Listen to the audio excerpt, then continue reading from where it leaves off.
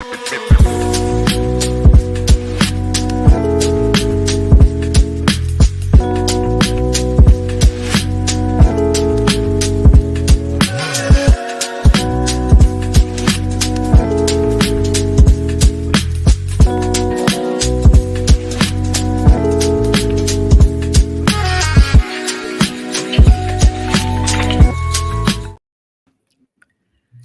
Chicago, what do you say? It's the CHGO Cubs Podcast. It is Monday, November 20th. Thanksgiving coming up just a few days away. Luke Stuckmeyer and Ryan Herrera with you. We've got actually a pretty busy Monday afternoon. You're wondering where Cody is. He's on his way back from making sure that Yamamoto was posted clearly. And that much we can tell you about what he's been doing in the secret operation. And mission one complete. Top secret, confidential. The rest is still strictly confidential. So we got a lot to talk about. The gist of the main meat of the podcast will be a lot about pitching today. We're going to talk about how the Cubs might be able to put together the perfect pitching plan here for the next 2 weeks, because the baseball winter meetings, Ryan, are 2 weeks from today, right? But we've already seen things have already started to happen. Now, the Cubs moves have really been, in my eyes, pretty minor since, sending the shockwaves through baseball by getting Craig Counsell as their manager. But the stuff they did over the weekend, I don't think it's going to have anybody doing cartwheels, but nonetheless, sometimes those moves can be important to talk about, right? Yeah, I mean, that's when we're talking about like the margins of the roster, right? And that like over the last couple of years, especially last year, when we talk about they could have been better on the marginal players on the roster, like maybe not the superstars or the best players on the team, but the depth pieces or the guys that they can trust to kind of fill out the roster and have in there. And so we're talking about that. Like that stuff's still important, right? Like they may not be going out and signing Shohei Otani right now, but what they did on Friday, especially, we'll talk about it, but just keeping around some player or offering contracts to some players that they believe can help fill out the roster, not tendering contracts to some players they, for various reasons, right? Or agreeing to contracts with players, whatever it is. Like the guys, the 21 through 26 man on the roster, like they're going to matter for the Cubs this season too. And beyond that, it's not just going to be the 26 guys that they start opening day with. It's going to be all the rest of the guys on the 40 man. It's going to be everyone. So getting those moves on the edges of the roster, excuse me, getting those moves right at the edges of the roster, like that's all going to matter too. Yeah, I mean, currently the 40-man roster sits at 37 after some of those moves over the weekend. You mentioned, some arbitration eligible guys. They avoid arbitration with Patrick Wisdom, a 1-year deal. Terms not released, but he was making less than $1 million last year. Something like I've seen everywhere from 2 to 2.7. It was like 2.7, 2.5. Yeah, I mean, it's not really a significant number for the Cubs. And again, I know a lot of people in the chat were frustrated with Patrick Wisdom after his spectacular April, to which I was starting to say, wait a second, maybe they found their third baseman. Maybe all of a sudden it clicked for this guy late in his career. But you know what he is? He's an inexpensive way to add power to a team that needs power, or keep power on a team that needs power. And I do feel like he might be a useful piece with Craig Counsell as manager. He seems to get the most out of everybody, make the matchups right. If used in the right situation, Patrick Wisdom can be a very valuable piece to a really good team. So I don't have a problem with it. Now, does that mean I want to see Patrick Wisdom as the everyday third baseman? No, it doesn't, unless Shohei's been added to the roster and a bunch of other big moves. And then I'm like, okay, they're saving money. Wisdom's your third baseman along with Madrigal. That's a different story. But, I don't think people should look at it and say, oh, Wisdom's back, and be mad or be thrilled one way or the other. It's an inexpensive way to add an important piece of depth to your team, right? Yeah, no, and then, I mean, you look at for him last year, and that probably boosted him to, he ended up with a 109 WRC plus, so still solidly above league average with the bat. But I think you look at where he was post All-Star break, So like mid-July to the end of the season, he had a 147 WRC plus. Like his OPS was 947, 384. His numbers post All-Star break, like second half of the season, were really good. And I think when you look deeper at the numbers, or you look at what David Ross had done with Patrick Wisdom last year, it was finding the right matches for him, soft tossers, lefties, and all that stuff. And he wasn't playing every day. Even if a soft tossing lefty started the game and by the fifth inning they brought in a righty with threw a little harder, he was out of the game, right? He wasn't sticking around. So the Cubs figured out the right situations and to put Patrick Wisdom in, and he thrived, right? Like, would have been great for the Cubs had he been an everyday third baseman hitting everyone and hitting 35 plus homers. Of course, that's not Patrick Wisdom as a player. But if you're a really good team, right, as the Cubs hope to be this year, I still see a place for Patrick Wisdom as a slugging right-handed bat off the bench. Like he shouldn't play every day if this team intends on really competing next year. He should, but can he be a solid power hitting bat that can come off the bench and change a game with one swing of the bat? Which, as we saw this last season, the Cubs don't have a lot of that. Like that's someone worth keeping around, especially at that price.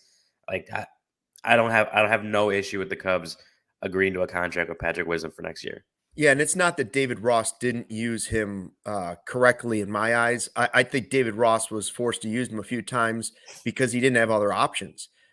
So the goal for the Cubs now, the rest of the way, including winter meetings and beyond, is make the pieces around him better, and his value actually may increase to the team because of the way you'll be able to use him. Cubs also tendered offers to arbitration eligible 6 players: ALLCITY, Leiter Jr., Madrigal, Merriweather, Steele, and Tauchman. And Tauchman's an interesting one because we just kind of forget that he had a really good season for the Cubs. The summer of Mike Tauchman, we made the shirt with the obvious shirts, the collab shirt. But he's, again, a depth guy in the outfield, right? Like you're not saying he's going to be your everyday center fielder. You hope that's not the case, not because he didn't do a nice job, but he's also a guy that was picked up last year, and that's the type of move that goes under the radar, right? I think back to when the Cubs added Dexter Fowler, there were higher expectations than obviously Tauchman. But Miguel Montero signing wasn't like some massive deal that signaled greatness, and it turned out to be an important one for the Cubs. So you just don't know if having somebody or bringing somebody in similar to Tauchman this offseason, maybe at another position, could end up being the right deal. That doesn't mean I don't want them to go open up the Brinks truck and back it up to Shohei and Yamamoto and say, hey, come on, get in, come to Wrigley Field. But it does mean if you make big moves like that, there still can be secondary moves for other players that may not really grab our attention much. And we might say, whatever, it's not a big deal, but they still could end up being important moves. So I don't want to forget those. So some of those guys avoiding arbitration. Now, the interesting ones where they didn't tender offers: Cody Hoyer, Brandon Hughes, Ethan Roberts. 3 pitchers that obviously have value to the Cubs, but injuries have been a problem. Yeah, and like I'm not completely shocked at a couple of them, like knowing like Cody Hoyer hasn't pitched in, I guess, since 2021, since the Cubs got him, right? Because he had Tommy John right before 2022. I mean, Ethan Roberts had that injury. He could have pitched again this year. I don't know. I guess maybe not could have pitched again. Like it was going to be weird timing to try to get him in and pitching for the Cubs again this season. So I don't know exactly how that would have went down for him had they rushed him. But for those guys, I think at various points we've looked at them and said like these guys could be like pretty bullpen wise. Brandon Hughes had shown that, right, when he came up in 22 and was really good for him. Ethan Roberts had the kind of stuff that you like to see, and he wasn't like he was. Remember he was the last guy or whatever added to the opening day roster. Like they told him when he was on the bench, and had that like viral moment of him getting the news from David Ross and Tommy Hotaby. And he showed some flashes for the first couple months while he was up with the Cubs before he got hurt. And then obviously Cody Hoyer, like same thing, like he has the stuff and he's just dealt with bad injuries the last couple seasons, but we've seen the stuff. We've seen him have the stuff that entice people and like excited people about him potentially coming back. But for those three, I would say not tendering them contracts at the deadline. That doesn't obviously preclude the Cubs from going out and re-signing them. Right. Minor league deals. Yeah, minor league deals, but it also obviously doesn't preclude other teams from going out and signing them too. I mean, it could be a way to kind of like I look at it the way what they did with Mark Leiter Jr. last year. They DFA'd him. I don't remember exactly when it was, December or January. They DFA'd him to open up a spot on the roster. And then when it got to obviously opening day time, they added him back. They brought him back in the 40-man. They'd signed him to a 40-man or signed him to a minor league contract, invite to spring training, and then added him to the 40-man heading into the season. So for some of these guys, like if they get to March, like if they were to sign minor league deals with the Cubs to come back on opening day and they're ready to go, like this could be a way to just open up spots on the roster, but not specifically saying like we don't want these guys on the roster, right? It could be a way to say, hey, we need to open a few spots because free agency starting up. We'll sign you to pretty solid contracts, and then opening day or maybe whenever they decide, like, hey, like you're still going to have a role on this major league team. We need the roster space, right? Like that could be a situation like that.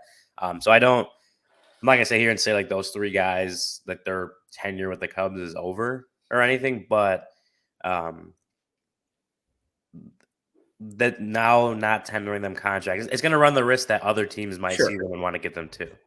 Sure, it gives them a little flexibility as players, but also if you wonder what their each experience was for each guy. Now, because they all had injuries, obviously that's not the Cubs' fault, but they wanted, were they treated well by the training staff? Did they feel like the coaches were getting the most out of them? Do they see the opportunity there if they're healthy?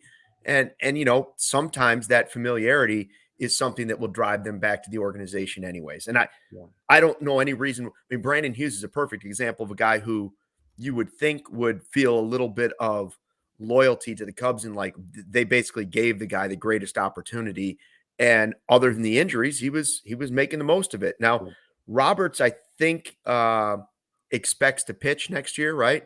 Yeah, he was, and Hoyer, no, right? He had the fractured elbow. I think that timeline, the last update we had, is he was getting towards. It was like the end of some. He was like progressing through his rehab. Yeah. The last update we got maybe a couple months ago was he was progressing, but there was still no like clear timeline on his return date.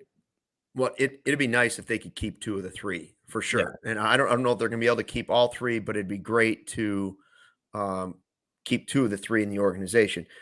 One thing I didn't understand about over the weekend was the report that the Cubs had talked to John Jay about their bench coach, by the way. Andy Green had left. First, the reports that, he'd been fired. He was not fired. He left for the Mets job. And now the Cubs, after talking to former Cub and Cardinal John Jay, are going in another direction. So, okay.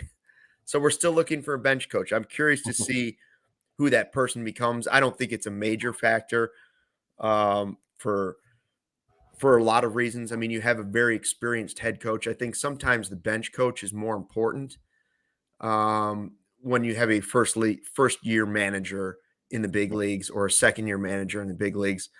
So we'll just see who Craig Counsell picks. But for whatever reason, they're not going the John Jay route. That was interesting, I guess. Yeah, it's interesting to see. And like you said, like I don't know. Like obviously the bench coach market is not as like newsworthy as the manager's market, right? But and like as we saw with David Ross, like Andy Green was a helpful voice to have because he had previous managerial experience, and like Craig Counsell had Pat Murphy for so long in Milwaukee with him.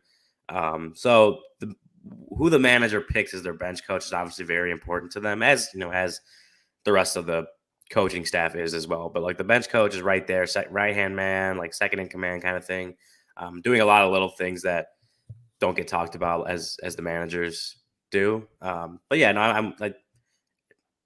I'm just curious to see who he picks. Like, well, we talked with Craig Counsell last week. Was it last? Yeah, last week. It was like the process for him had gone so fast to taking this manager's job with the Cubs that he did want to take it slower with, having conversations with the coaches, having conversations with people in the front office about who he might want to bring back and getting all the information right before he just started hiring new coaches, which I think is a smart thing to do considering he's coming into a brand new organization. But I mean, I think you can expect that to start coming relatively soon as far as, there's reports that Tommy Hotovy and Dustin Kelly are expected to remain in their roles with the Cubs. And, they already had a catching coach and bullpen coach openings this offseason. So I think we're going to start seeing, they might not all come at once, but maybe you'll see like some news of that trickle in, I think, relatively soon. Because I think, again, Craig Counsell doing the right thing and taking it slow and making sure he has all the information. But, especially as free agency starts, like you want to have a lot of that stuff already in place before like the meat of the winter really gets going. So I think just to have all the things set and you can just focus on player acquisition, whether that's trades or free agency, I think getting all the coaches and the coaching staff set is going to be, it should be coming relatively soon.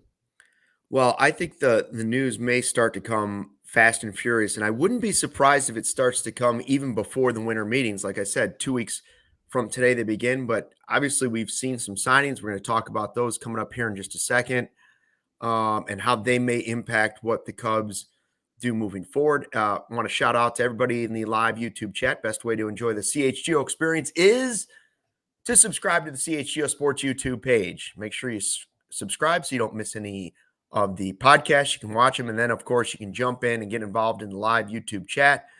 Like everybody right now, the Godfather's jumping in. I know he doesn't like Patrick Wisdom, but just remember, it's not a massive deal. It's a depth piece, and we'll see what happens moving forward. Let's see, what else did we have? Order of business. Oh, I was curious what you ended up doing this weekend, because a lot of people like to take it easy the weekend before you get started with Thanksgiving, or, obviously big party night is for the kids, not for me, but like the day before Thanksgiving, for some reason, people like to go get liquored up and then feel nauseous and then eat turkey. I don't never understood it, but okay.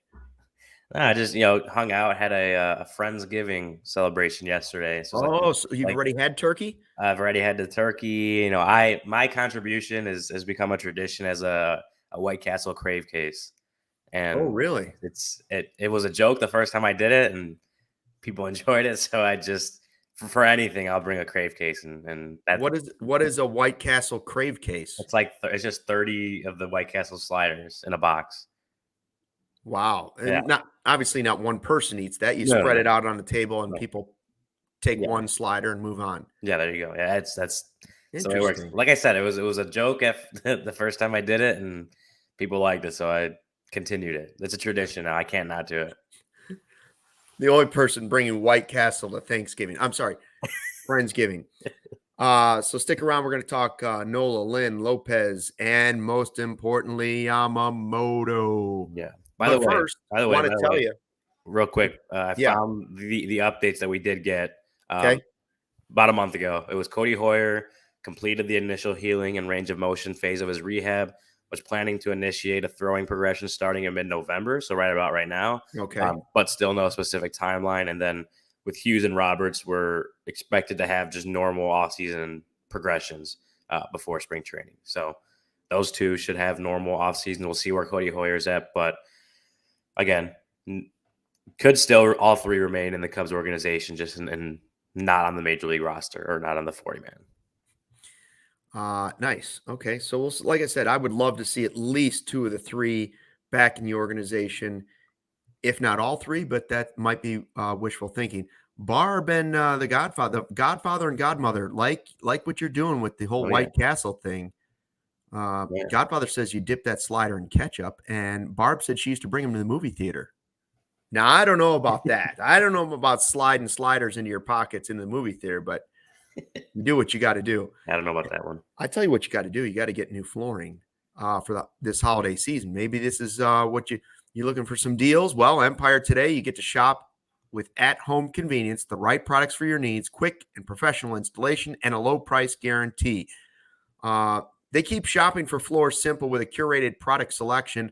Their philosophy is to help you find what you need, not overwhelm you with thousands of choices and substitutes.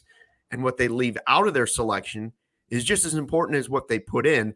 Empire's product team exhaustively combs through thousands of product samples each year to find the perfect styles for you. Now, they also, Ryan, have they got one of those virtual floor designer things. And so all you have to do is snap a picture and you can see how the vinyl flooring or hardwood floors or carpet may look in your exact space. So there's a lot less guessing, right? Because the last thing you want to do is buy a taupey carpet, and the next thing you know, you get at your house, the light's coming in different, and you're like, that doesn't look right in my space. So they take that away, and they pride themselves as a shop-at-home service. They service their own warranties. If there's an issue, very rare, but if it does happen, they service all warranties themselves. You don't have to track down a manufacturer's phone number, and you don't have to deal with the big box stores either. You don't want, last thing you want is a guy who was in plumbing yesterday telling you what kind of carpet you should buy today. That's a disaster. Now at Empire, carpet's the only thing they do. Flooring's the only thing they do. All they want to do is replace your flooring, and they've got all the options. Schedule a free home-in estimate today. Listeners can receive a $350 off discount when they use the promo code CHGO. That's not even a Black Friday deal, folks. That's just the deal we're running all the time with Empire. $350 off discount when you use the promo code CHGO. Restrictions apply. See empiretoday.com/CHGO for details. And one thing that happens after you show up with 20 sliders to somebody's house, and then you eat a lot of turkey and mashed potatoes and dressing and maybe apple pie or pumpkin pie is, well, occasionally we pack on a few pounds at the holidays. Perfect time right now. Get ahead of it. Head over to Midtown Athletic Club. They've got 4 Chicagoland locations, right? Palatine in the Northwest Burbs, Bannockburn in the North Shore, Willowbrook in the Southwest Suburbs, Midtown Athletic Club and Hotel in Bucktown and Lincoln Park. Now, the Palatine one under this massive multi-million-dollar renovation right now, but there's some deals to be had. You can get favorable rates right now if you sign up and join before the end of the year. This project's going to be done early 2024, so you can get in at the lower price and then take advantage of the massive transformation coming up. Ultra premium brand here. This is the nicest fitness club I've ever been to. They take luxury to a whole new level.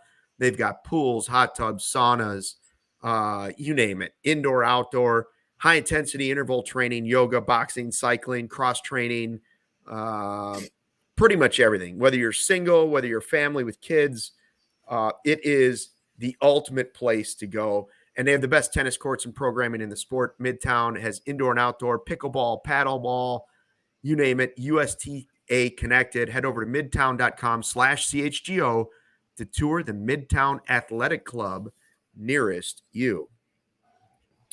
All right, so let's get to it. What is the perfect pitching plan for your Chicago Cubs moving forward in the next 2 weeks, 2 months, whatever it might be this offseason, right? Like, how do you approach it? Well, the big news today is that Yamamoto, most believe he is the biggest name for pitching out on the market. This is before we also have Nola signing over the weekend, going back to the Phillies. So whether it was, I think Nola was the biggest name at the major league level already. If he wasn't, he was 1, 2, or 3. Okay. He was top 3. And Yamamoto, most people believe he might be bigger than anybody that was already here anyway. Certainly the biggest, they expect him to get the biggest deal of any free agent Japanese pitcher ever. So he's posted. Now teams have 45 days before the window closes. So they got to get their best offers to him. They got 45 days. I think January 4th is 45 days. But, man, if the Cubs could pull this off. Listen, with Nola going back to the Phillies, I feel like this became an even Well, it became even more important with Nola going that quickly off the table. Yamamoto's price tag probably has gone up even more and has become an even bigger target for more teams. Yeah, I can imagine that being the case. I mean, it's kind of what we talk about with like other big free agents. Like when one domino falls, like when that first big domino falls. I'm not saying Aaron Nola is the biggest one, but like when that first one falls, then you start seeing the rest start to come, and you start seeing. I mean, teams might overpay, right? Teams might overpay because, like you said, that it has become, whether it's Yamamoto or like Blake Snell or something. Like now that one of those top or upper tier free agents are off the board, like other teams might scramble, might feel like they really need to go get this guy and will even overpay for him. I don't know that that's something that Jed would do, right? I don't know that's something the Cubs front office is interested in overpaying for any of the starting pitchers on the market right now. But if they want one of these guys like that may end up being what they at least have to consider, because I think you'll see other teams that do need that starting pitching to be willing to give a little bit more money to bring them in. So yeah, now that Nola's off the table, Yamamoto, Blake Snell, like all those guys, their markets probably get a little bit bigger just because other teams are now going to have to scramble with one of those other options off the board. Braves reportedly offered 6 years, $162 million from Scott Lauber, covers the Phillies. Dodgers offered $165 million, and Phillies officials believe another team offered more than even they offered. So be curious to know who that other team is that was offering the big money. But we do know that the Braves were hot on his trail, trying to get Nola to jump over to them. And so maybe it was the Atlanta Braves. Now, the Braves have been pretty active here this offseason, but that just lets you know that they're still after a big name pitcher like that. So now when you're talking Yamamoto, the group of teams with big money available, they're out there. And so if Nola went for 172, basically a Dansby Swanson contract is what the Phillies gave Aaron Nola. A couple things jump out at me about that. Number one, where are the Phillies getting all of this money? How are they affording it? Think of all the guys they have that are on like 150 million or more, or 100 million or more deals. We talked about it last offseason, and I was shocked when they were able to pull it off and add another player. And I was like, they've done it again. Where does the money come from, and how are they making it work financially? I just can't. I know they've been to the World Series 2 years in a row, but now, they felt like they couldn't afford to lose their frontline guy. One thing I'll say is, I believe his ERA was 4.5. Not that I don't want Aaron Nola. And I know ERA isn't the only statistic, and Brendan might tell you it's not even top 2 or 3. I don't know. I still would think ERA is one that's pretty effective as opposed to wins, because his win-loss record was not super impressive last year either. But he has a good track record, and he was great in the postseason. Yes and yes. But if you're just looking at ERA, I mean, he would have fallen behind Steele. He would have been behind Stroman. He would have been behind Hendricks and slightly ahead of Jameson Taillon. Yeah. So maybe the Taillon deal on paper, even though it didn't work out last year, still has the potential to turn out to be a good deal. Is that seem like wishful thinking that deal still could, while year one, you're not going to give it a grade of A or B, still when it's all said and done, could end up being that high of a grade? Well, I mean, I don't disagree in the fact that like they're giving Taillon $100 million less than what the Phillies are giving Nola. And like Nola is gonna have the expectations of like a probably a number 1 or at least a 1A, 1B on the Phillies starting pitching, starting rotation. Whereas Jameson Taillon, even coming into the season, like he didn't have ace expectations, right? He had like maybe 2, but probably more like 3 expectations. So what they're paying Taillon, if he can become a number 3 starter, like I don't think that's a bad deal. And yeah, like relative to like where he's at in the Cubs rotation. So yeah, when you're talking about a guy only getting $68 million versus $172 million, he's only got 3 years left on the deal, right? With Taillon, like you're looking at it as, Yeah, he could probably earn most of that contract back. Like, he didn't have a great 2023, right? He didn't have a great first year of that of his contract just because of how kind of up and down he was. He had some solid highs, but a lot of lows, and he ended the season pitching pretty well. So we'll see how that goes. But I think you can say like he didn't live up to the contract in the first year, Right. but he totally can, and he can the next 3 years, if he can get to, again, those expectations that were kind of set on him after signing that deal, I think he can get to it where we're sitting here 3 years from now and you look back and you're like, that was a good deal. Actually, it wasn't he didn't blow us away, and he didn't have like ace type numbers and a very undervalued deal, but it was a solid deal. He pitched well for the Cubs for 4 years, and whatever they do the next few years, hopefully he's like a part of that, right? I think we can sit here in a few years and look back on it and say that I think there's potential for that. Well, Yamamoto's supposed to be, people are expecting it to be at least 200,000, and with his posting fee, maybe 250. At 200 million. Yeah, 200 million. 200,000 would be. Oh, did I say 200,000? Yeah, 200 million, 250 million potentially with the signing fee. Listen, if he's the best guy, if he's better than Nola, if he's better than Snell, who's now won 2 Cy Youngs, and he's only 25 years old, and you can bring him in and he's better than what Senga was last year, right? Senga, we weren't sure what to expect. This guy's supposed to be definitely better than Senga. Well, Senga was top 5 in ERA in the National League. Like, okay, add that guy to the roster. And then what you're saying is, okay, that's a lot of money if you do it. I know they've also had and already talked to Imanaga, the other Japanese pitcher, who might be just as interesting to the Cubs. But I love the idea of a frontline guy. The one thing about missing on Nola, if the Cubs were even interested, is that I mentioned the ERA, would have been 4th on the team. However, he had more strikeouts than anybody. And we know that that's something we're looking for is the swing and miss in this free agent move. But just because you sign somebody to a $200 million deal or whatever, whoever it might be for that amount, even if it's Snell or somebody, unless they get hurt, remember that the Cade Hortons of the world, if they're still around, and the Jordan Wicks of the world, as those players start to develop and lock in a spot in the major league level, that's when you can trade someone if you need to and move on. That's where you can eat up the unfortunate injury that happens to somebody.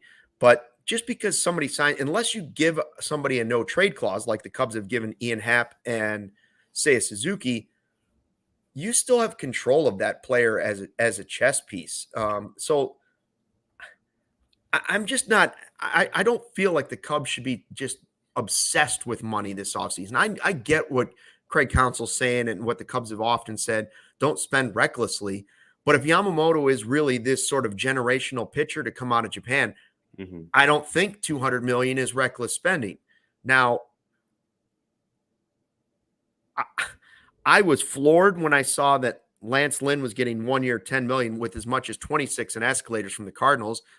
I hope that works out the way I think it's going to work out with Wilson Contreras catching him, as Cody pointed out on Twitter.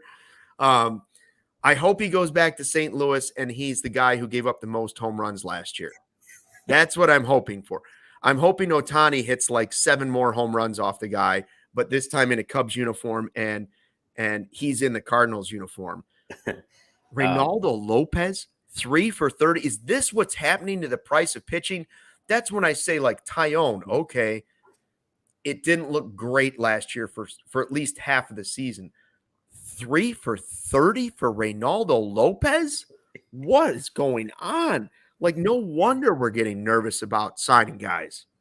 Yeah, I mean, we saw it last offseason, right? Like, maybe not specifically the pitching market, but just some of the contracts that were getting given out, like the shortstop market. Like, some of those shortstop contracts were crazy. Brian, and that's the Braves. That's not a dumb organization giving him $30 million. Yeah, so I think when you're looking at it, is just like baseball salaries are just rising in general. Like, that's just how the game is going, is the salaries are going to go up every year. But now, I mean, and I think it just depends on what is the most valuable or necessary, or I'm trying to find the right word, but like whatever's the position of the offseason is we're going to see. Like that's why we saw such crazy contracts for shortstop last year, because there was a great class of free agent shortstops that teams wanted, and not the top. I'm looking at it like the pitching market isn't so robust this offseason, but Yeah. we know how valuable pitching is, and teams are valuing pitching even more. And I just think that raises the price. And yeah, when you look at it in relative terms, like 3 for 30 for Ronaldo Lopez seems like a lot. But teams the value of starting pitching or just pitching in general is going up. We know that because Jed Hoyer says it all the time. You can never have enough pitching. So I don't know what the Braves saw that they thought that was a guy they needed to go out and acquire, and for a contract that we look at it as this is larger than we would have expected. Yeah. But I can see it from the relative terms of pitching is just going to continue to be more and more valuable. Pitch clock wise, all the rules they've implemented, restricting the amount of pitchers you can have on the active roster, that kind of stuff. The option, the amount of days guys that get option have to be in the minor leagues. All that's going to affect pitching, and I just think the value of that is just going to continue to go up. And I think that's probably what you're seeing right there is just that value of just pitching in general kind of going up. If Yamamoto ends up going somewhere else, either because that's where he wants to go or because the Cubs just aren't offering enough money and somebody's just getting too rich for their pockets. John Owens in the live YouTube chat with an interesting poster. He says, Otani for the future, Sonny Gray for now, because Yamamoto might cost too much. That is the one interesting thing about Otani. We don't know what to expect out of him moving forward. Now, we know this 2024 season he's not going to pitch again. Yeah. But is he a guy that you can at least bank 50-50 on potentially being a huge arm boost to your rotation in 2025 if you get him? Well, yeah. So what is the plan for this season? Well, we know we have Justin Steele, and you hope he comes back and pitches the same way again next year. But as Craig Counsell has pointed out, there are no guarantees that what happened this year will happen the next year. And then you have Hendricks, we know, for next year, right? Mm-hmm. And we know we have Taillon unless he gets traded for next year. And Wicks will have a spot to play for. And a lot of people do think that Horton will get a shot in the rotation at some point in 2024. I just don't want to pencil the guy in. Even Wicks, I don't want to necessarily pencil them in as the automatic number 5 starter on this team. And so that's where I think the Sonny Grays of the world, or I think they need frontline pitching, guaranteed frontline pitching. Uh-huh. And so I think Yamamoto is one of those guys available. Is it crazy to think that Dylan Cease would be available to the Cubs to come back? I don't know what it would take, but would it ease the pain to at least get him back at some point? But would you just be pushing the pain back a few more years, depending on who the guys you give up are? Potentially, yes. But it does seem fairly likely to me that Dylan Cease will be traded by the White Sox. It seems that way to me. It seems like but I also seem like, because I don't know how many more years of control he has, like 2 more years, I think. So it's going to be on their terms, and that's one of those things where it's like you're getting, well, especially when it's the White Sox, like how much harder is that to deal with for the Cubs on the other side, right? Dealing with the team on the other side of town. So, it would be great. Like Dylan Cease is obviously a great pitcher, was a Cy Young finalist a couple of years back. Like he'd be really good, I think, for this ball club, and it would just bring everything full circle to get him back for sure. But I don't know. It would depend on what the White Sox want. If they do have, Donnie has confirmed 2 more years of control. So that's not, they're not rushing to get him traded this offseason. They're probably not even rushing to get him traded at the trade deadline next year if they don't need to, right? Like I think the White Sox would either want to re-sign him or want to get the package that they want for him, for a guy that's a former Cy Young finalist. So, I don't know what they'd have to give up to get him, but it may be a little bit more than what other teams might considering. It's just the team on the other side of town too. Yeah, I mean, I would love to see them add. Well, I would love to see Cease come back. I would love to see Yamamoto signed, but I wouldn't be surprised if there's another reclamation project, a Cody Bellinger type pitcher. Okay. And I think that's even more expensive sometimes with the pitching thing. But if you're looking for someone they think they can get in the pitch lab, and even with Taillon, they thought like they could figure something out. Right. And then it's just his fastball wasn't what he hoped it would be last year and couldn't figure it out. So who would be the flyer you take on pitcher? Now, if somebody said to me like Giolito, okay, that's what Dom just said. That's the name I was going to say. Like somebody like Giolito, who has shown that he can be very, very good, but he can also show you that he can be very, very bad. And I just saw the other name, Vanilla Chill, Jack Flaherty. Good thing Cody's not here because Flattery and Flaherty are two different players. Yes, if he could stay healthy. Flaherty is the type of guy I could see you. Now, after he was traded, he was nothing special, and he has had a ton of injuries, but that's the type of guy I could see you giving maybe more money than you should. But if you take a flyer and he comes through, maybe it works out. I don't know. I don't know which guy you would go, but that's the type of player I think they're going to have to find. If they don't land Yamamoto, they're going to have to find several of those types of players. And that path doesn't thrill me as much as the Yamamoto path does. Yeah, and I see Gary putting in Woodruff, who would be great like for 2025, but he's not going to pitch in 2024. So it's like, yeah. And I thought I saw John Morosi say that he believes the Brewers are going to sign him to a multi-year deal after the surgery. But I could be wrong about that. I didn't see that, but it's very possible, right? Yeah. He was in the organization, and like the non-tendering him was just a procedural move, considering how much he was going to make this year, and through arbitration. But like it was just a procedural move, kind of, for the Brewers, who have already said they want to bring him back. They would love to have him in the organization. So. Yeah, I don't know how realistic Woodruff is, and obviously he's not pitching next year, so he doesn't affect the 2024 pitching plans. Yeah, I don't know. I don't know. Well, there's definitely not like a reclamation number one or number two on the, on the free agent market, right? Like the guys you're talking about, like the pitching version of Cody Bellinger last year. I don't see that on the free agent market right now. There are, I mean. Like you said, like Lucas Giolito could be someone that get him in the pitch lab. Could you figure out or could you get him back to, what was it, 2021?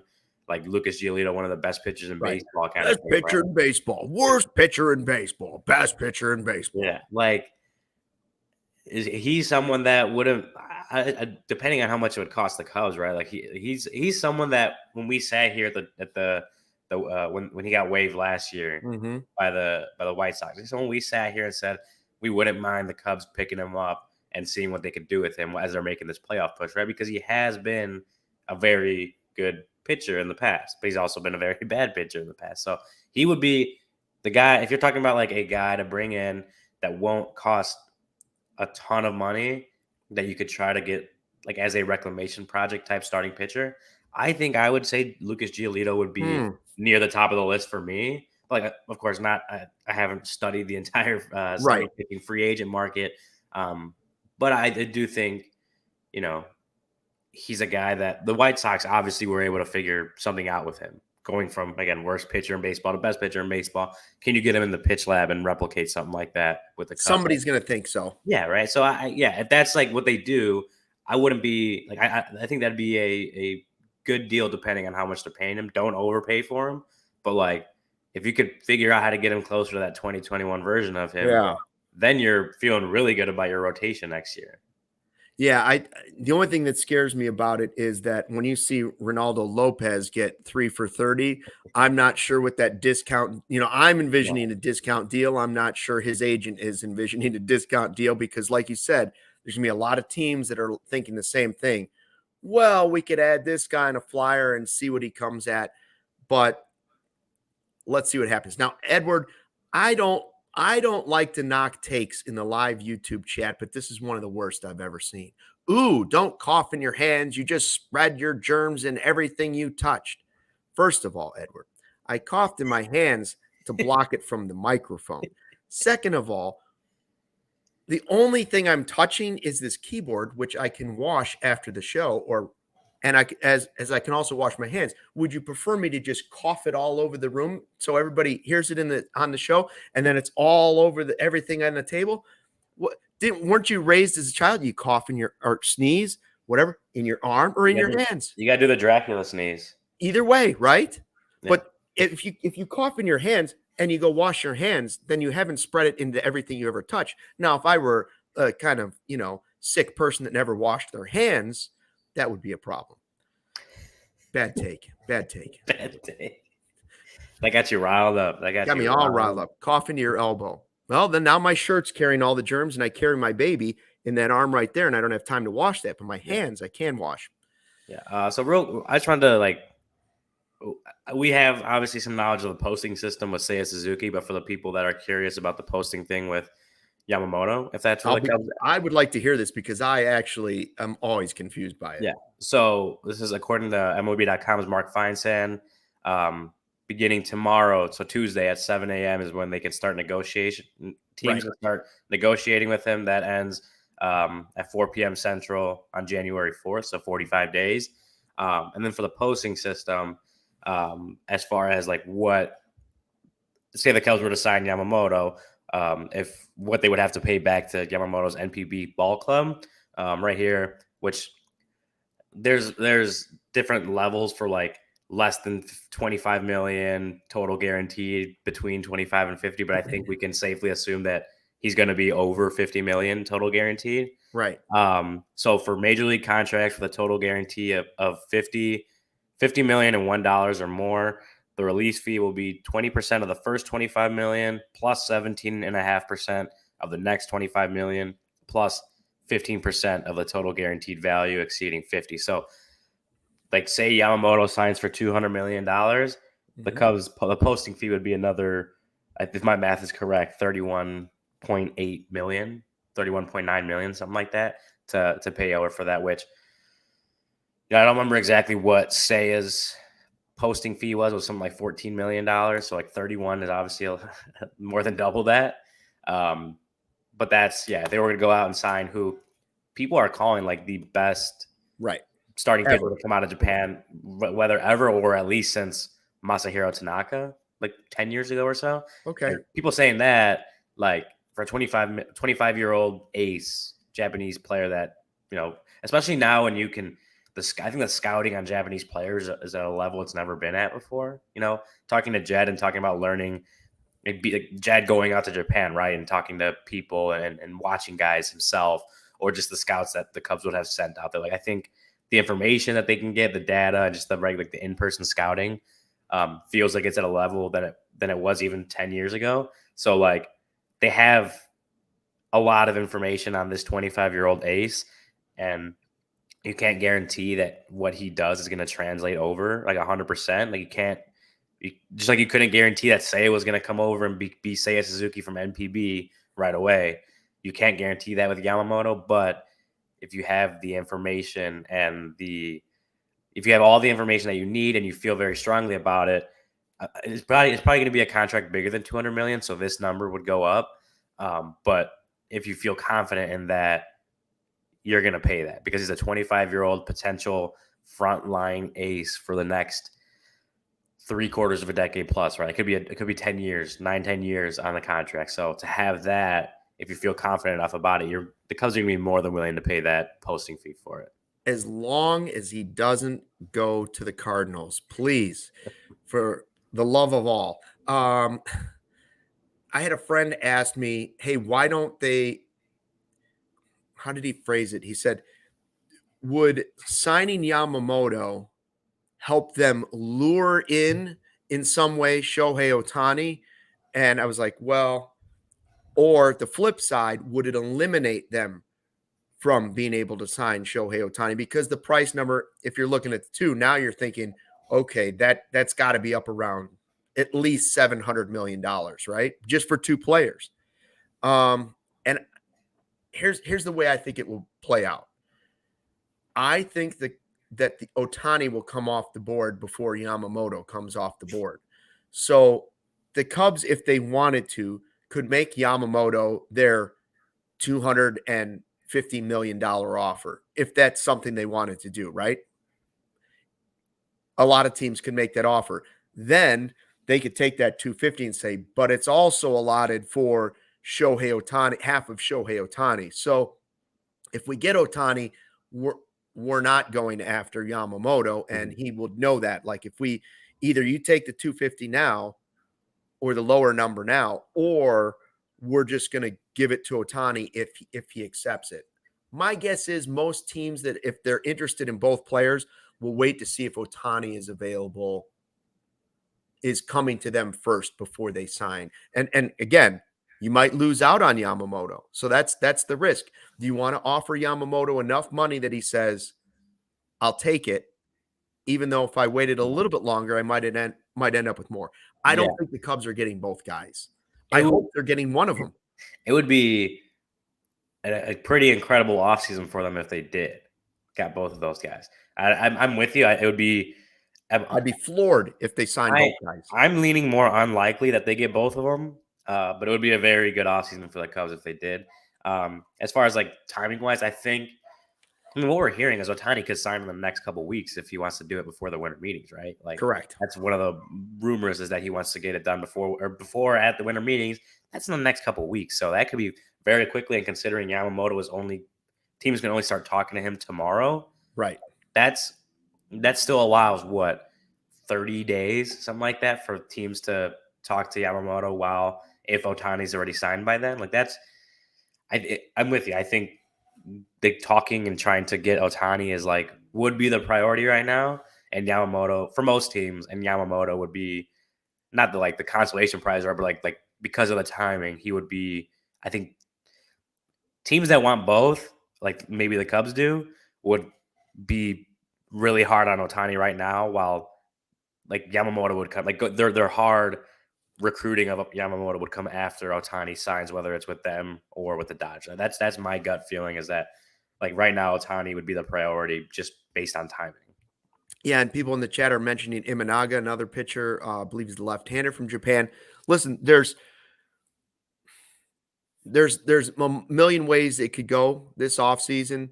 I believe that the Cubs' number one priority is Otani. If you can get, and it should be for any team that could afford that type of paycheck. If you can get Otani, he's the once-in-a-lifetime player that's out. Injury or not, he's the once-in-a-lifetime player that could impact your team potentially in 2 incredible ways within 2 seasons. Yeah. He gives you the bat you're looking for. He could give you your frontline starter you're looking for. That doesn't mean that they shouldn't be interested in Yamamoto, pursuing Yamamoto, Imanaga, Snell, whoever those other players might be. But I think Otani, if you're going to spend that type of money, most people are saying Otani's the once in a lifetime. Like we see what he's done at the major league level. There's no guessing of what he can do. We've already seen what he can do. So now maybe it's possible to pull off Imanaga and Shohei Otani. Does sign one way or the other? Does signing Otani or Imanaga, either way, impact the other guy and say, well, wow, now I can really feel comfortable. My countrymen and friends, Suzuki and Otani, are already on the team. I might take less to go there because the transition to we saw that it's not an easy transition for everybody. We saw what Seiya went through for a year. Yeah. So this makes it a little bit easier. Could that be a drawing factor for somebody? Well, I hope so. Yeah, we'll see. It could be, it could not be, right? It could like, we don't know what. Money is the biggest factor. Yeah, we just don't know what guys coming over are thinking too. So like, do they want to have their own spotlight, or do they want to have a team with with other players that they may have played with in Japan? Right? I don't know how players from NPB think. So Yeah. Yeah. I don't know, but we'll see. It's going to be obviously interesting now that Yamamoto's, if he's the level that we've heard him, Masahiro Tanaka type level, like that's going to be another very interesting free agency when the rumors start coming out. Who's meeting with him? What are the prices looking like? I'm very interested to see that because, if he's as good as or if his market is going to be as advertised, like it's going to be very interesting to follow this offseason. Hey, one thing they're not going to get is a Black Friday savings deal on any of these players because they're all going to be expensive. And where you're going to get it, well, I'll tell you where you get your Black Friday savings. Ray Chevrolet in Fox Lake, as one of the top selling Chevy dealers in the Midwest, you're always able to shop one of Chicagoland's largest Chevy inventories. And all month long, you can continue to save big at Ray Chevy during their Black Friday sales event, where you can choose from over 100 Silverados in stock. It's the perfect tailgate vehicle. But that's not all. Get 0% financing with $0 down and 0 payments until 2024. Think about that. 0% financing. Are you kidding me? People are paying 8.5% on their homes right now. And I know everybody loves the word free, and that's what you're going to get this month at Ray Chevrolet in Fox Lake. A free oil change. All you need to do is mention CHGO when scheduling your oil change, and it's a Black Friday offer you don't want to miss, but you have to schedule it by November 30th. Running out of time. Buy with confidence and the Ray price promise. It's a guarantee that the price you see online is the price you pay when you go into the dealership. In many cases, other dealers, a little sketchy, try to raise the price on you when you come into the dealership, saying things like, well, are you a college grad? Are you an active military member? Are you a farmer? Most cases, the answer is no for us. And that's when the other dealers try to raise the price on you, saying the price online included limited rebates that you don't qualify for. Well, at Ray, that's not the case. The price you see online is the price you pay with no add-ons or hidden fees ever. In fact, Ray's going to do everything possible to find additional savings for you, which might make the price lower than what you even see online. Visit Ray Chevrolet in Fox Lake or raychevrolet.com to get your Black Friday savings. They've been serving the community since 1963. Find new roads. Nothing says happy holidays better than a big old red ribbon on a new car. Or, you know what else says happy holidays? The CIRCA Sportsbook. Hello. You know that. Yep. CIRCA Sportsbook, great app that you should download right now.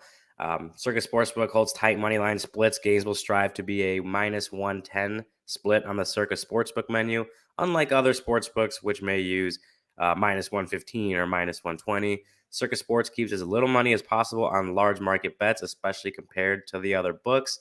CIRCA Sports does not limit players based on their winnings. Every player has the same limit, unlike other books who do limit winning players. They encourage bettors to download and explore all sports betting apps available and compare the lines from each sports book. And let me tell you this one, Luke. CIRCA's customer service, incredible, unbeatable. Yep. There are real people behind the CIRCA Sports brand who resolve issues in a timely fashion, unlike other books who use chatbots. All aspects of the app are being run by the same team that runs the main CIRCA Sportsbook at CIRCA Resort and Casino in Las Vegas.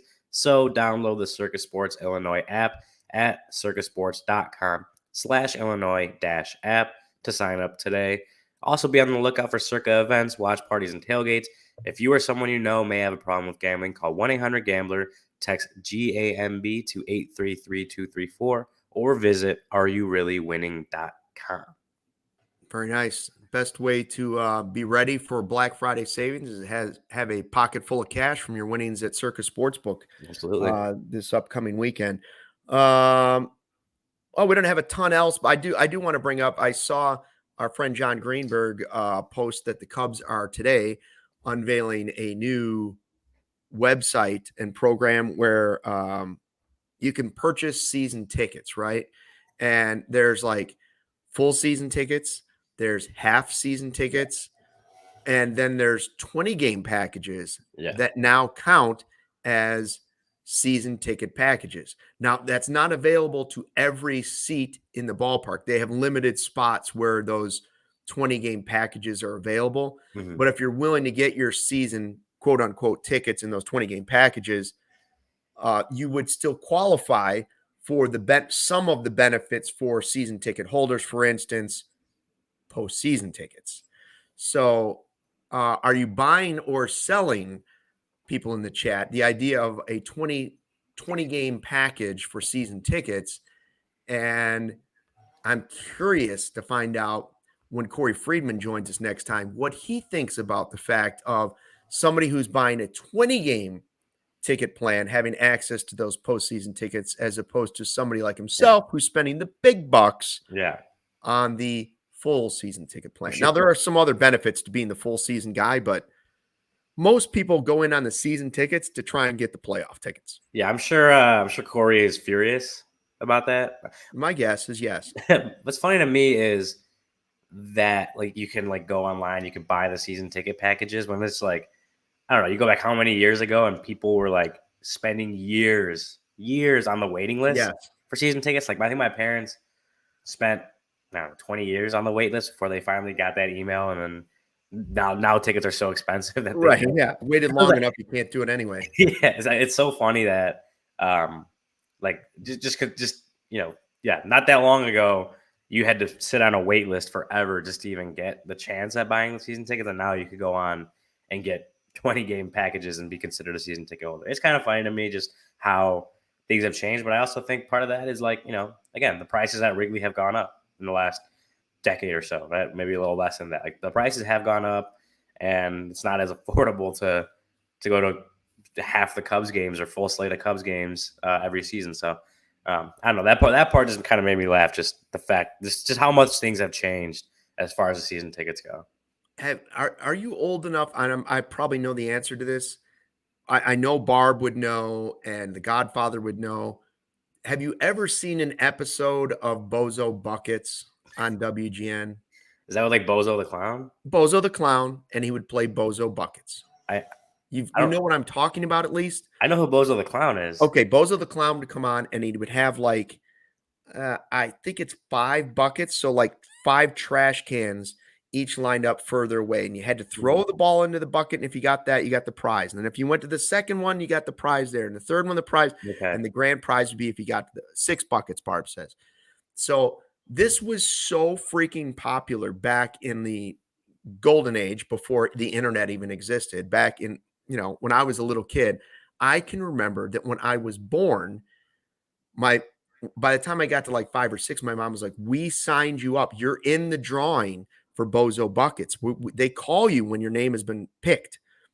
So at birth, my name was in this Bozo Buckets drawing with my sister. You know when they got pulled? By the time I was in 9th grade. So I wasn't going to be the freshman in high school that showed up on Bozo Buckets.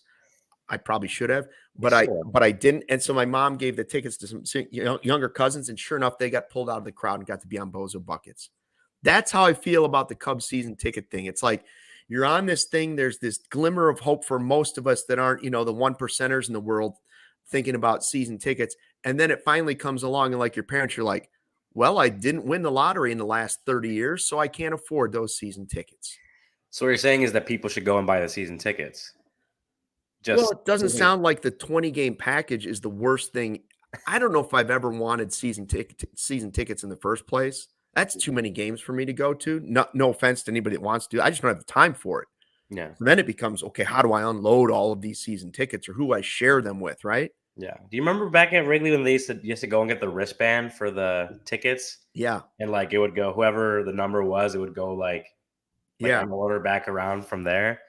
That was a while ago, but I remember that like when I was a kid, like literally going in the wristbands. How things have changed with the internet, it's a lot. Yeah, Godfather says a 19-year waiting list for those Bozo, and that was just to be invited to be in the audience. That didn't guarantee you a spot in Bozo Buckets. That guaranteed you to be in the audience of whatever, 30 people or whatever they had watching the show.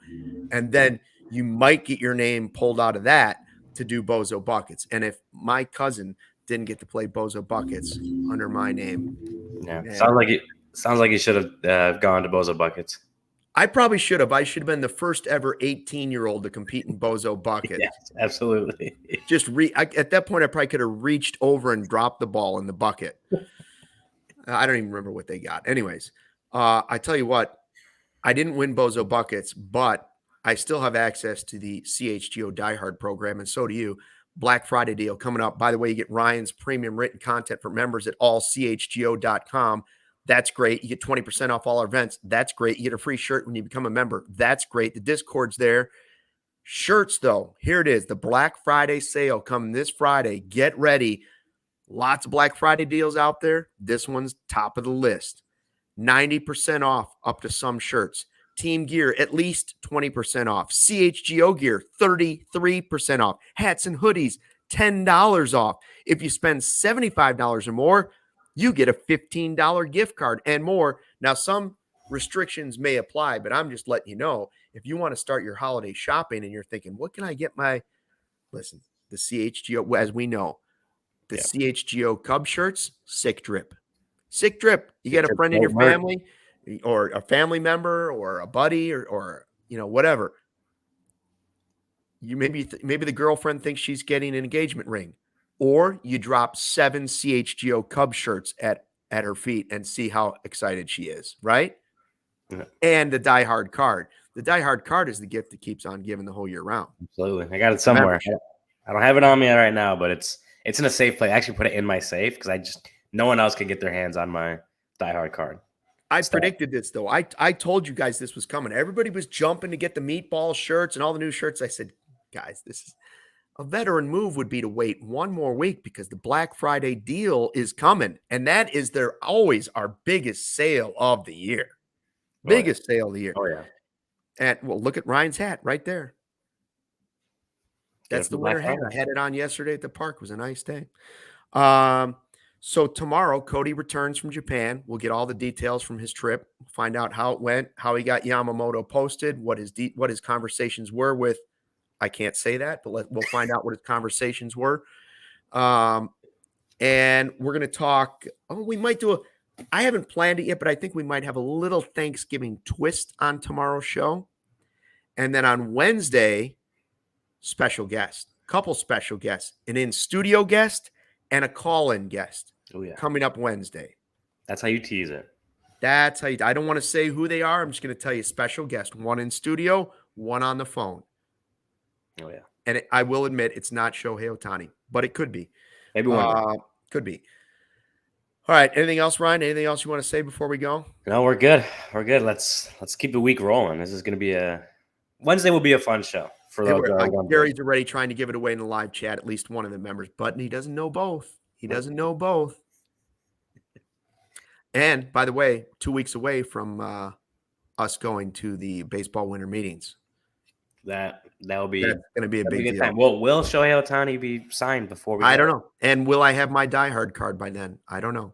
Live at 1:20 tomorrow, Barb. Don't miss it. Back right here, CHGO Sports YouTube page. And thank you for checking out the CHGO Cubs podcast today. We appreciate it. Back at 1:20 tomorrow. Thanks to everybody who watched and listened and downloaded. Until then, thanks again. And hit the like button on the way out. Fly the W.